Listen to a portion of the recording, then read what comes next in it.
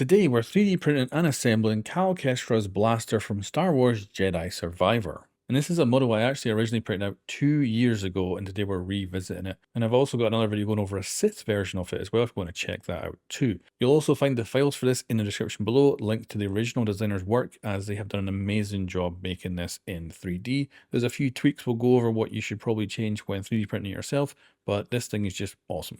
Assembly is also rather simple, it's really good. So what we'll talk about first is that anything that's an insert, shrink it. Make it like 98% or something like that. At least bring it down by a couple. You'll notice this is extremely tight too, so anything that fits over something else, enlarge it a little bit by a couple of percent. So that will get you a lot of the way, because originally when I did this, I had to do a lot of sanding, clean a lot of stuff up, and make everything that is an insert smaller, everything that's going to go on top of something else bigger. So the front section here, you'll notice it's got a tab that goes into it. Make that bigger so the tab is easier fit in. I spent so much time cleaning it up and sanding stuff to eventually get it in there. And you can see that I've gone with a silver and gold paint job for the most of it. Added a bit of weathering in a few different places to make it look like it's been used. And then we're going to go ahead and start assembling. And we're going to start with what I think is actually the piece you should add last now that I've built this. But we're going to start with this insert that goes into the very front. And this does have an angle to it, so make sure it's the right orientation when it goes in. And as you can see, looks pretty good. This can then attach to the body, but I recommend after me assembling this now that you actually do this last, because it'll just make it a bit less unwieldy once you're assembling everything else around it. And you can see here from the tolerances, I really had to whack it in there to fully get it seated. Like I say, add a couple of percent to that part and it'll go on a lot easier. Next up, we've got a kind of, don't actually know what you'd call this. Maybe it's a capacitor in game or something like that.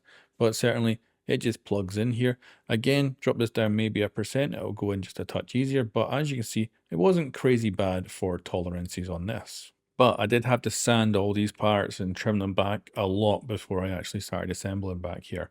Now we've got two inserts, and this will then put the last piece on the top. And we're already quite a chunk off the way through overall assembly. And it's really starting to look incredibly good. And I think the way the original designer decided to split everything up is really genius. It was amazing. As you can see, I clamped things down to try and make sure everything went in good. And this was again because things were just a touch too close in tolerances. They needed the force. Oh, little accidental Star Wars reference there. And then once we've got these bands off, we're going to do the final parts.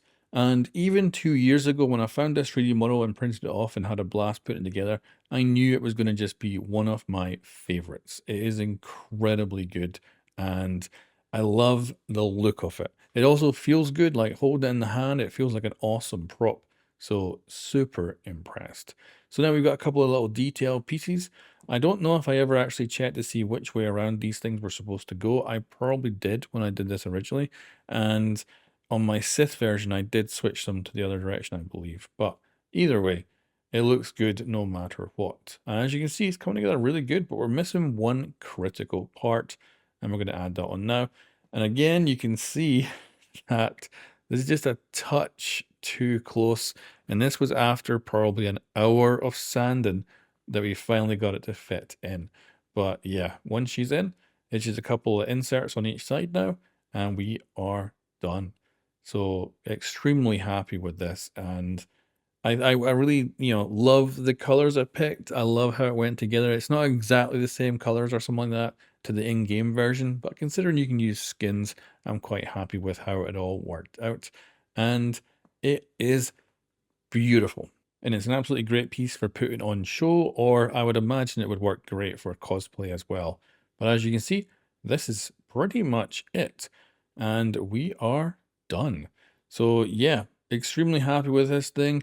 And now that it's fully assembled, I remembered I actually decided to skip the pieces on the back as well. I did that on the Sith one too, because they're just a pain in the ass little bits to add on.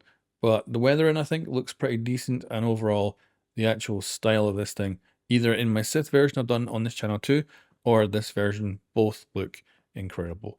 And it really feels good. It's also tiny.